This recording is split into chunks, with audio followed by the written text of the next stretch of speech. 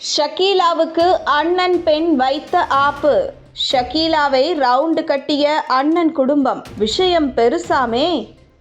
குணச்சித்திர வேடங்களிலும் நகைச்சுவை வேடங்களிலும் நடித்த ஷக்கீலா சிறு வயதில் பிளே கேர்ள்ஸ் என்ற படத்தில் துணை நடிகையாக அறிமுகமானார்.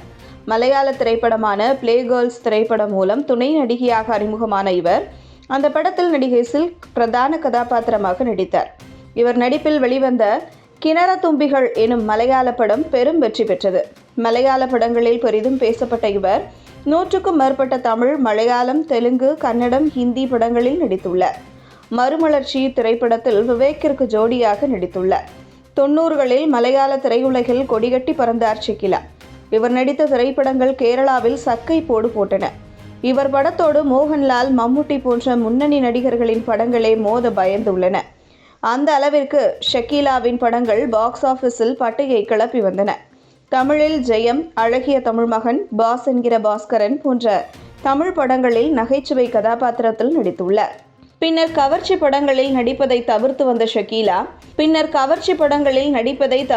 ஷக்கீலா தமிழ் சினிமாவில் காமெடி வேடங்களில் நடித்து வந்தார். நடிகை ஷக்கீலாவின் கெரியரில் மிகப்பெரிய திருப்பு முனையாக அமைந்தது குக் வித் கோமாளி என்ற சமையல் நிகழ்ச்சிதான். இந்த நிகழ்ச்சியின் 2வது சீசனில் போட்டியாளராக கலந்து கொண்ட ஷக்கீலா தன்னுடைய சமையல் திறமை மூலம் இறுதி வரை முன்னேறி அசத்தினார். இறுதியில் நூல் இலையில் வெற்றி வாய்ப்பை நழுவ விட்ட ஷக்கீலா 2ஆம் இடம் பிடித்தார்.